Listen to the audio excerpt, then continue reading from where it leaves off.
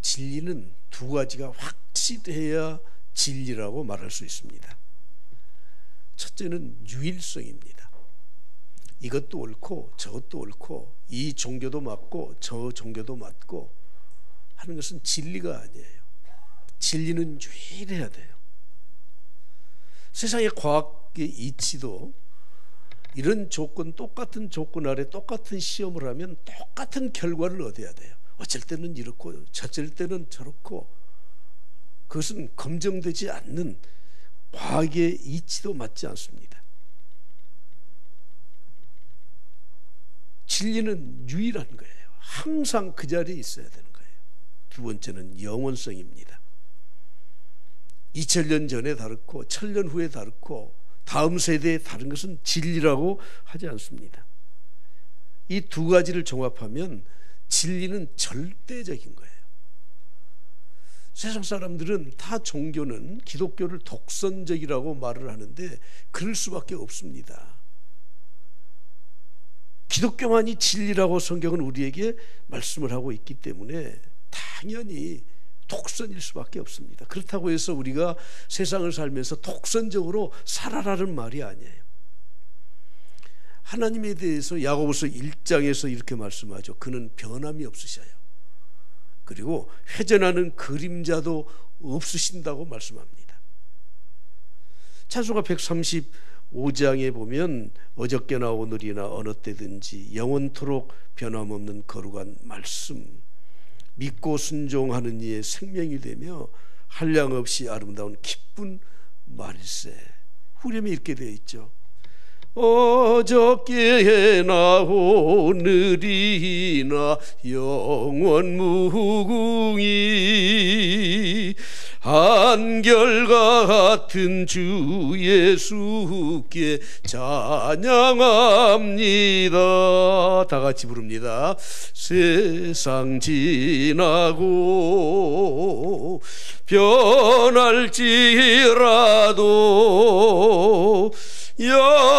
영원하신 주 예수 찬양합니다.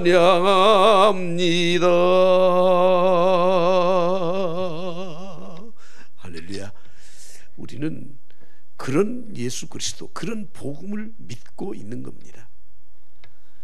오늘 제목을 다른 복음은 없다 이렇게 정했는데 도대체 다른 복음이 무엇입니까? 예수 그리스도께서 우리에게 주신 복음, 그 어떤 것도 다 다른 복음이라는 거예요. 다른 복음은 기독교 이단자들이 뻗들이는 변질된 것을 말하는 거예요.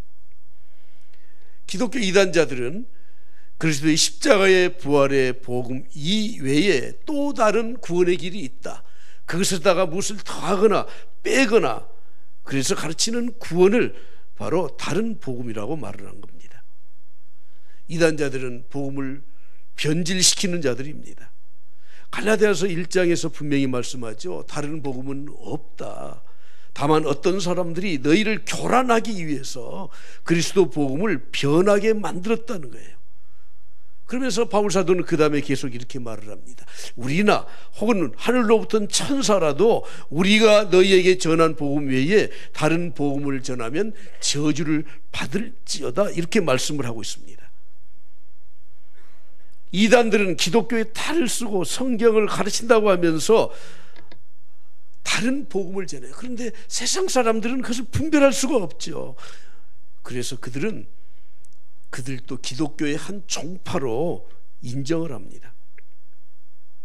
작년 2022년 말 기준으로 우리 한국 개신교 기독교인의 비율이 15%라고 통계가 나왔습니다.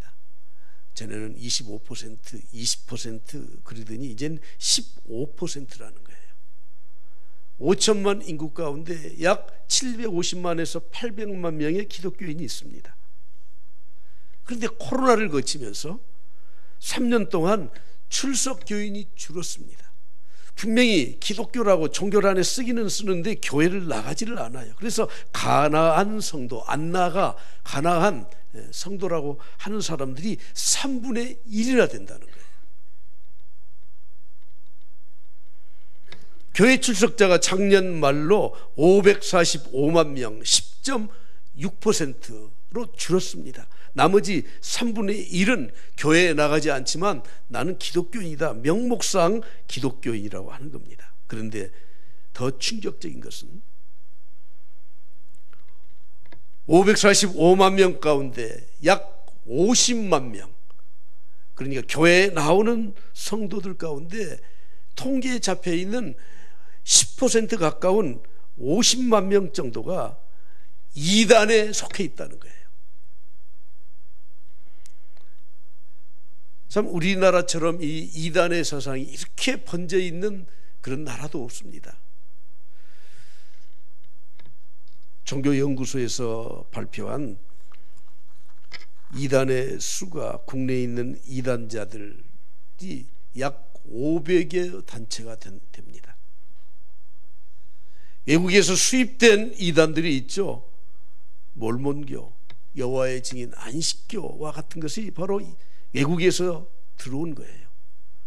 국내에서 시작된 그 천부교, 박태선의 천부교, 문선명의 통일교, 권신찬으로부터 시작된 구원파, 지난번에 이 세월호 사건을 일으킨 유병헌, 요즘 한창 이 힘을 받아서 포교 활동을 하고 있는 박옥수, 모두가 다 이 구원파 계통이에요.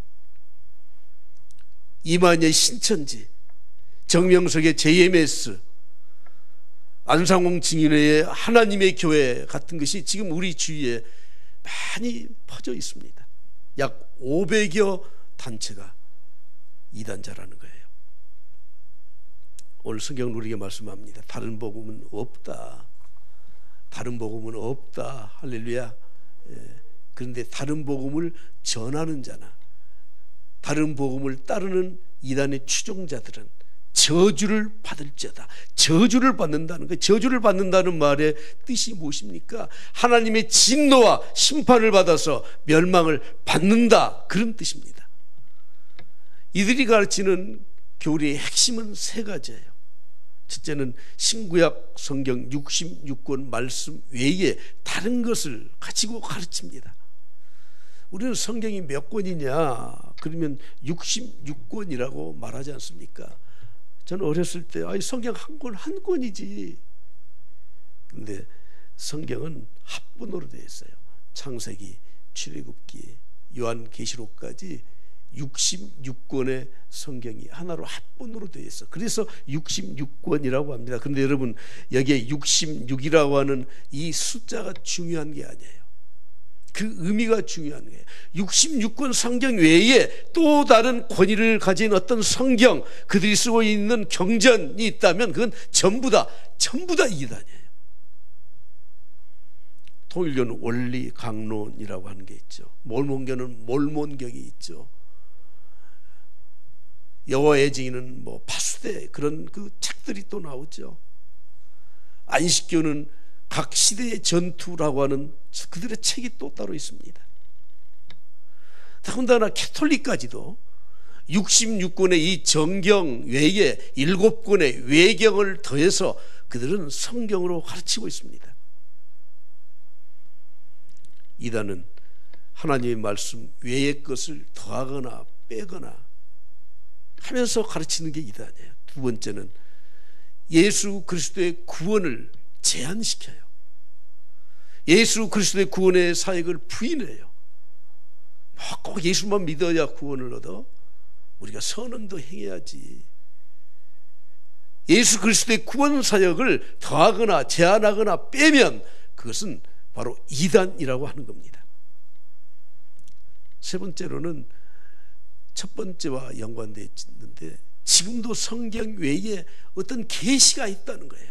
성경은 그렇지만 내가 계시 받았어. 이건 다 이단이에요. 자기들만의 독특한 어떤 성경의 해석법이 있다는 거예요.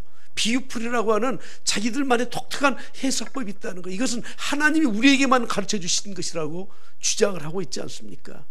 저는 오늘 이 교리적인 부분은 여기까지만 말씀을 드리고자 합니다.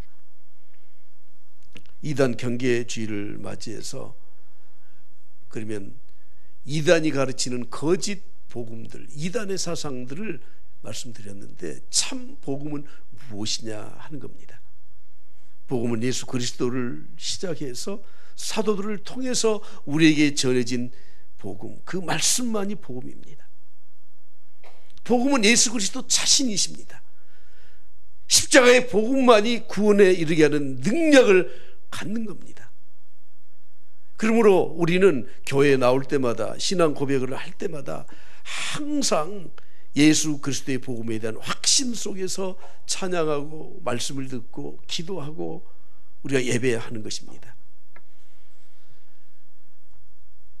찬양 111번을 보면 능력의 이름 예수, 아주 간단합니다. 그러나 내용은 아주 정확합니다. 능력의 이름 예수, 권능의 이름 예수, 모든 강력을 파하는 예수, 생명 되신 예수. 2절 다 같이 할까요? 치유의 이름 예수, 용서의 이름 예수, 자유 주시는 그 이름 예수, 생명 되신 예수. 3절도 같이 합니다. 거룩한 이름 예수, 빛을 주는 예수, 모든 이름 위에 뛰어난 예수, 생명 되신 예수. 예수님 자신이 복음이에요. 십자가 복음만이 구원에 이르게 하는 진리예요. 그러므로 이 복음은 하나님께로부터 온 것입니다. 사람이 만들어낸 것이 아닙니다. 갈라디아서 1장 11절을 보십시오. 내가 너희에게 알게 하노니 내가 전한 복음은 사람의 뜻을 따라 된 것이 아니라는 거예요. 사람이 고안해낸 것이 아니에요. 내가 사람에게 받은 것이 아니에요. 사람에게 배워서, 사람이 가르쳐서 된 것이 아니에요. 오직 예수 그리스도의 계시로 말미암은 거예요. 예수 그리스도의 계시로 하나님이 직접 우리에게 보여주시고 행해주시고 가르쳐주시고 성령의 역사하심으로 믿음을 가지고 우리가 확신하게 된 것이 복음이라고 말씀을 하고 있습니다. 여러분, 하나님의 구원의 경륜을 따라서 예수 그리스도의 계시로 받은 것이, 그것이 복음이에요. 예수님의 제자들은 예수님과 3년 동안 함께 있었습니다. 십자가에 못 박혀 돌아가실 때 그 현장에서 그들이 있었습니다. 부활하신 것을 처음 했습니다. 주님이 그들에게 주신 메시지, 복음을 들었습니다. 그리고 승천하신 자리에 그대로 주님이 승천하신 것을 보았고, 오순절 성령 강림 때 성령 강림의 역사를 처음 했습니다.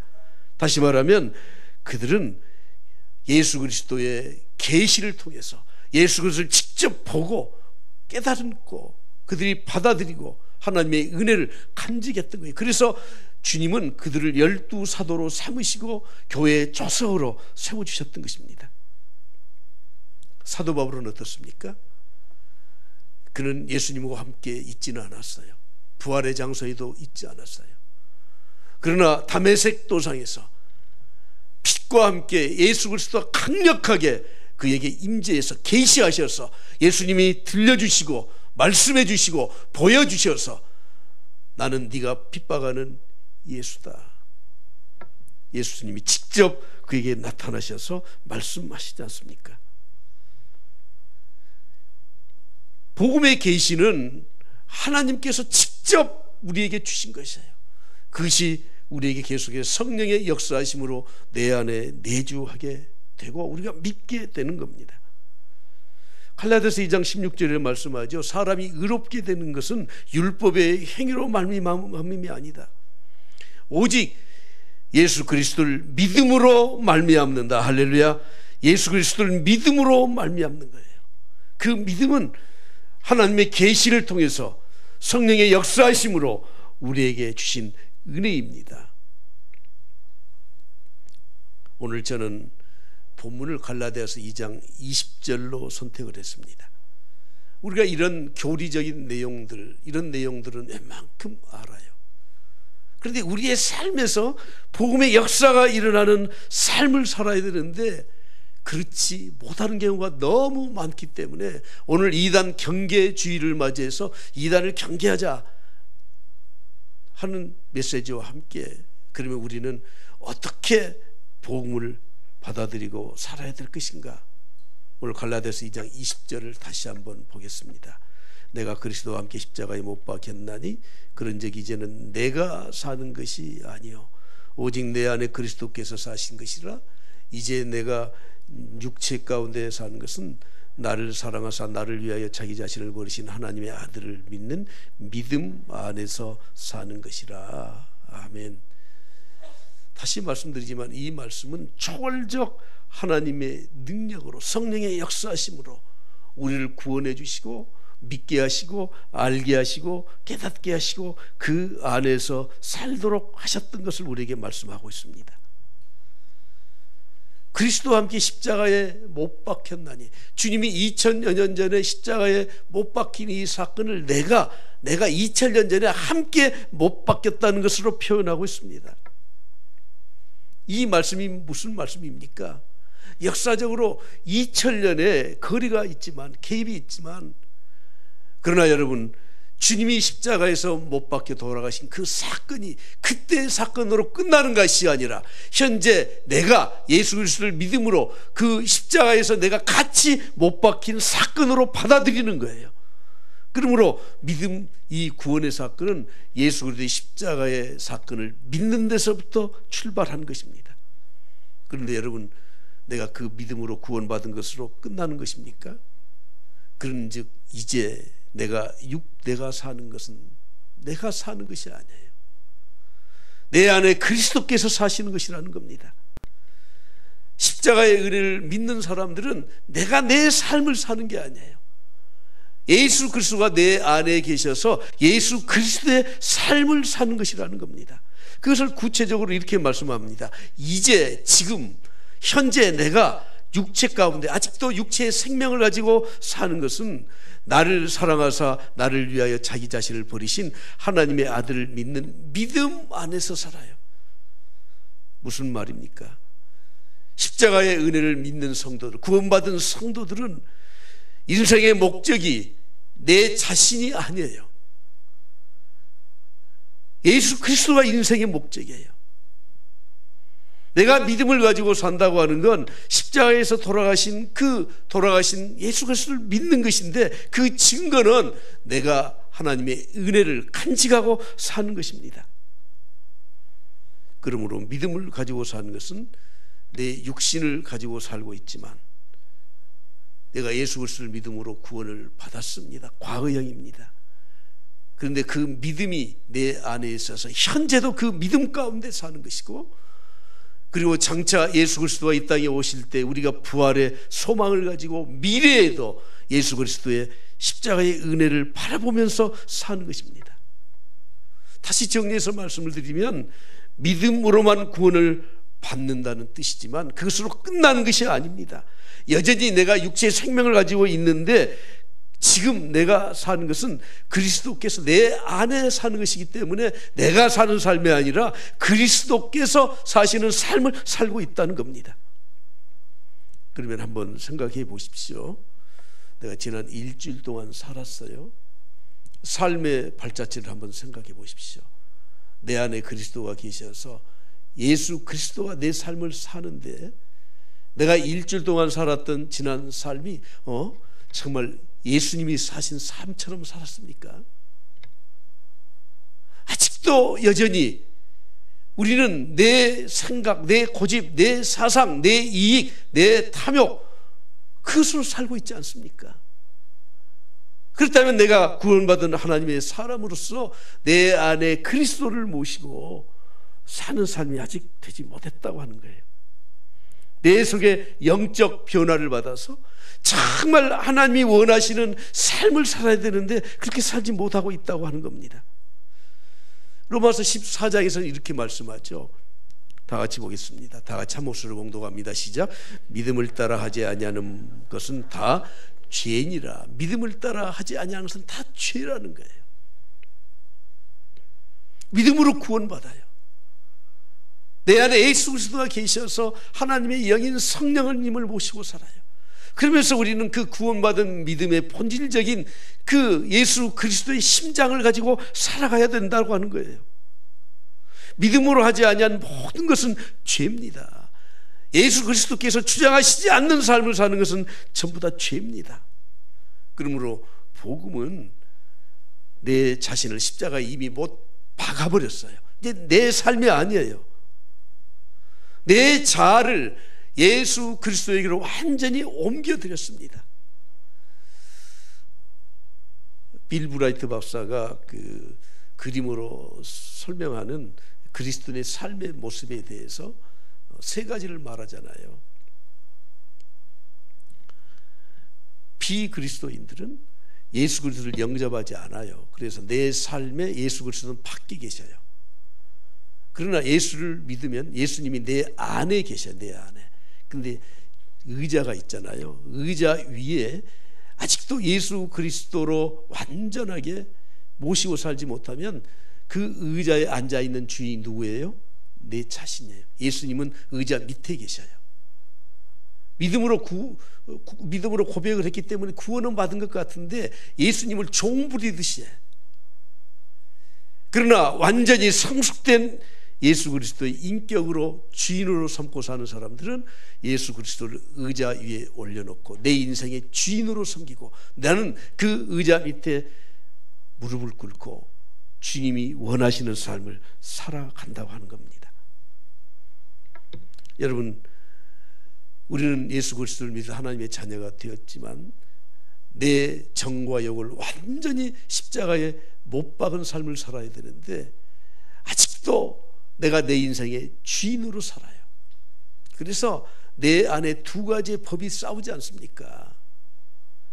어떤 분은 이렇게 표현을 했더라고요. 내가 완전히 하나님 앞에 바쳐드리지 않는 내 정과 욕을 십자가에 못 박지 않은 삶은 내가 사는 동안에 계속해서 사고를 일으키는 사고 뭉치의 삶을 사는 것이다. 이 사람하고도 충돌하고 저기 가서도 죄를 짓고 참 주님의 뜻을 거스르고 그렇게 산다는 거예요. 제가 안희숙 선교사님 이야기를 가끔 드리는데 안희숙 선교사님이 첫 번째 고백했던 게 뭐예요? 죽으면 죽으리라 해요. 에스더 왕비가 고백했던 것처럼 죽으면 죽으리라. 하나님 안에서 나는 죽으면 죽겠습니다. 그런데 얼마 지나고 나면은 그 다음 안희숙 선교사께서 고백했던 게 뭐예요? 죽어요. 그래 죽어요. 그런데 안 죽어요. 또 살아나요. 또 살아나. 내 자가 또 살아나요. 사도 바울은 이렇게 고백하죠. 내 지체 속에 다른 한 법이 있다. 그래서 내 마음의 법과 싸우고 있는데 내 지체 속에 있는 죄의 법이 나를 사로잡는다. 사도 바울 안에는 예수 그리스도의 영이 자리를 잡고 있어. 그런데 또 다른 육체의 법, 사탄의 법, 죄악의 법이 나를 자꾸 충동질을 하는 거예요. 그래서 그가 고백하는 것이 무엇입니까? 오라, 오라. 나는 곤고한 사람이로다. 이 사망의 몸에서 누가 나를 건져내랴. 이렇게 고백하고 있습니다. 그러므로 우리가 육체의 생명을 가지고 사는 동안에 내 안에 그리스도의 영이 계시지만 그러나 항상 우리는 죄의 법과 내 정욕의 법과 사탄과 싸워야 될 싸움을 살고 있는 것입니다. 복음을 알지 못하는 사람은 아예 이런 영적 싸움도 없습니다. 그런데 성도들 가운데서도 분명히 교회에 출석하고 신앙의 고백이 있는 것 같은데 영적 갈등이 아예 없으신 분들이 많아. 그냥 무사태평이에요. 무사태평. 저렇게 믿어서는 안 되는데 그런데 갈등이 없어요. 영적 갈등이 없어요. 왜 그럴까? 참 죄송한 말이지만 아예 구원받지 못했거나 형식적으로만 교회에 출석을 하는 것이지 구원에 대한 확신도 없고 십자가 앞에 엎드린 구원에 대한 확신이 전혀 없기 때문에 내적 영적 갈등이 없지 않을까. 제가 여러분들에게 오해받기 싫어서 이걸 말씀드리지 않으려고 했지만 어쩔 수 없어요. 또 한 가지는 그런 겁니다. 내가 하나님의 말씀에 불순종하기를 시작하면 그걸 성경에서는 성령을 소멸했다 그래요. 성령께서 나에게 정직한 마음을 주고 깨끗한 마음을 주고 양심의 가책을 주는데 그걸 내 형편과 환경을 앞장세워서 무시해버려. 그걸 성령을 소멸하는 거예요. 그러면 성령님께서 점점 나에게 개입을 하시지 않으십니다. 그래서 마음이 편해져요. 그냥 영적 갈등이 아예 없어요. 예수님을 닮지 않고 살아도 전혀 영적 갈등이 없어요. 오늘 저는 마지막 본론이자 결론, 핵심적인 말씀을 드리고자 합니다. 예수 그리스도 안에서 이미 못 박힌 나, 이제 내가 육체 가운데 사는 것은 내가 사는 것이 아니에요. 내 안에 계신 예수 그리스도께서 사시는 삶을 사는 겁니다. 그러면 그런 복음을 확신하고 믿고 예수 그리스도를 모시고 사는 사람의 삶의 열매는 무엇인가? 복음의 열매에 대해서 말씀을 드리고자 합니다. 갈라디아서 2장 20절의 고백이 확실한 사람은 고린도후서 5장 17절의 고백을 그대로 유지하면서 사는 사람들이에요. 고린도후서 5장 17절을 보실까요? 그런즉 누구든지 그리스도 안에 있으면 새로운 피조물이라 이전 것은 지나갔으니 보라 새 것이 되었도다. 이전 것은 지나갔으니 보라 새 것이 되었도다. 이전 것은 지나갔어요. 지난 과거의 내 모든 죄인된 삶은 지나갔어요.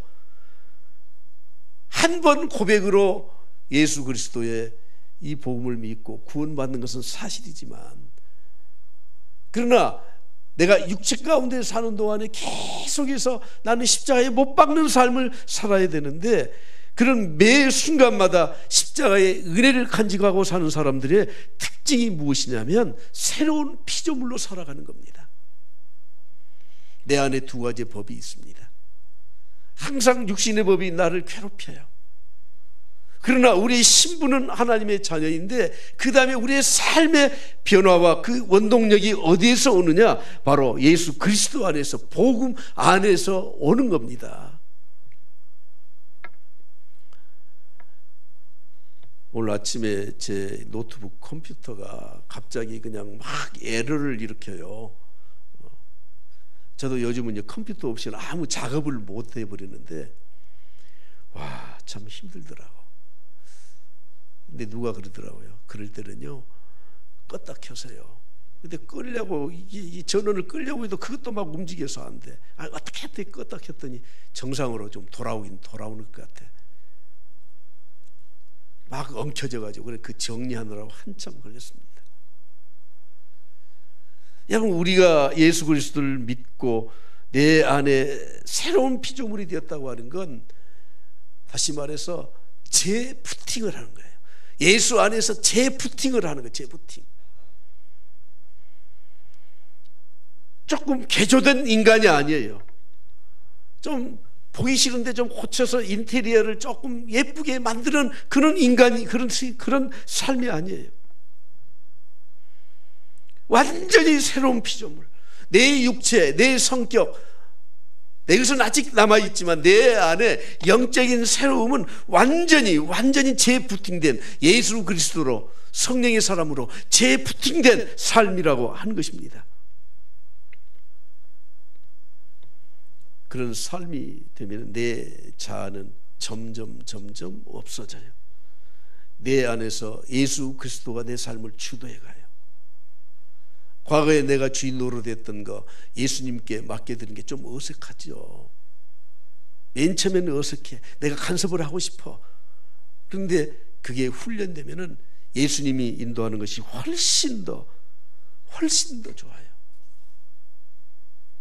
예수님이 인생의 핸들을 잡고 계시기 때문에 나는 편안하게 조수석에 앉아서 예수님이 운전하시는 곳으로 그냥 멋진 인생을 살아갈 수 있습니다. 많은 그리스도인들이 예수님을 끌고 와. 예수님 좀 빨리 따라오세요. 빨리 따라와. 뭐 하고 계셔요? 좀 빨리 따라오시라니까. 장 예수님 앞장서서 가요. 예수님이 앞에 가는데 따라가면서 좀 천천히 가시라니까. 예수님이 왜 그렇게 앞장서서 이렇게 빨리 가세요? 내가 십자가에 이미 못 박혔습니다. 매 순간 나는 예수님의 십자가에 내 자신을 못 박아야 됩니다. 그래야 인생을 자만하지 않고 교만하지 않고 과시할 필요도 없고 십자가에 엎드려서 겸손하게 살아갈 수 있습니다. 저는 천국 가면 사도 바울의 가슴을 좀 보고 싶어요. 가슴을. 왜냐하면 사도 바울이 자기 몸을 쳐서 복종시켰다고 하거든요. 어디를 쳤을까? 가슴을 쳤을 것 같아. 죄의 법과 싸우는. 고린도전서 9장 27절 내가 내 몸을 쳐 복종하게 하면 내가 남에게 전파한 후에 자신이 도리어 버림을 당할까 두려워함이로다. 아마 가슴에 피멍이 들었을지 몰라요. 자꾸 자기를 쳐서 복종시켜야 돼. 이전 것은 지나갔으니 보라 새 것이 되었다. 그럼에도 불구하고 날마다 십자가에서 죽어야 돼요. 그러므로 신앙생활 복음은 무엇입니까? 십자가 아래에서 매 순간마다 죽는 겁니다. 신앙생활이 무엇입니까? 잘 죽는 겁니다. 주님 말씀하지 않았습니까? 한 알의 밀이 땅에 떨어져 죽지 아니하면 한 알 그대로 있다. 죽으면 많은 열매를 맺는다고 말씀하지 않습니까? 그러므로 신앙 안에서 그리스도 안에서 죽는 것은 없어지는 게 아니에요. 소멸이 아닙니다. 끝장나는 게 아닙니다. 예수 그리스도 안에서 잘 죽는 것은 부활이요 생명이요 소망이라는 것입니다. 할렐루야. 그래서 우리는 하나님이 나를 살려주실 때까지 나는 죽어 있어야 돼요. 하나님 앞에서 날마다 죽어야 돼요. 살려고 몸부림치면은 우리는 오히려 늪에 더 빠집니다. 여러분 힘들고 어려울 때 그냥 주님 앞에 엎드리십시오. 그냥 죽으십시오. 내 자존심, 내 고집, 내 생각 가지고 자꾸 살려고 발부둥치면 여러분 늪에 빠지면 자꾸 발부둥치면 더 들어가지 않습니까?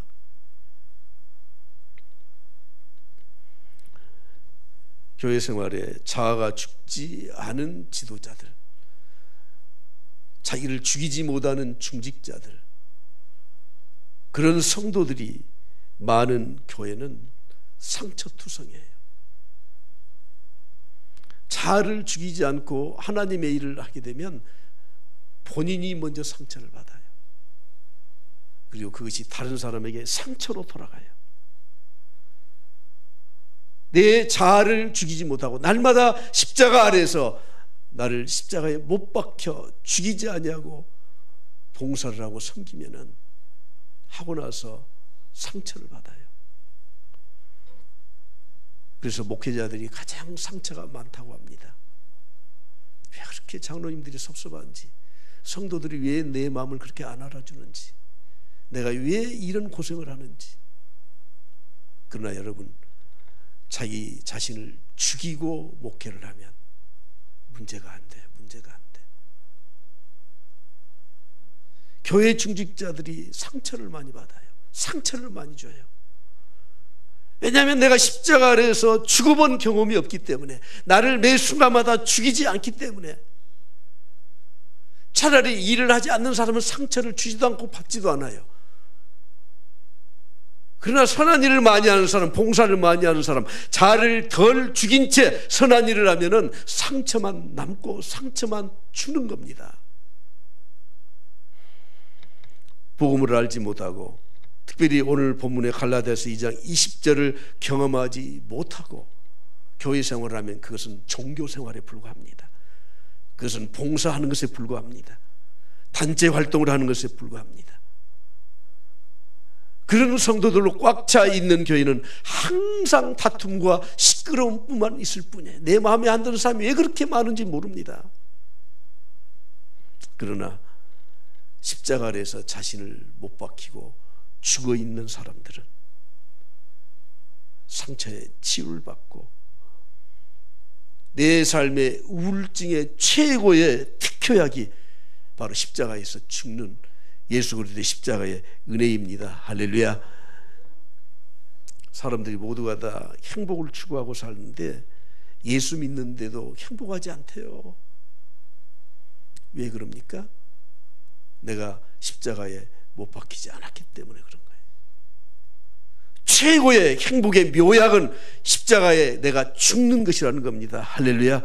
십자가에 죽는 것입니다. 갈라디아서 5장에 말씀합니다. 그리스도 예수의 사람들은 육체와 함께 그 정욕과 탐심을 십자가에 못 박았느니라. 만일 우리가 성령으로 살면, 내 안에 예수 그리스도로 살게 되면 성령으로 행할지니 헛된 영광을 구하지 않는다, 서로 노엽게 하지 않는다, 서로 투기하지 않는다고 말씀을 하고 있지 않습니까?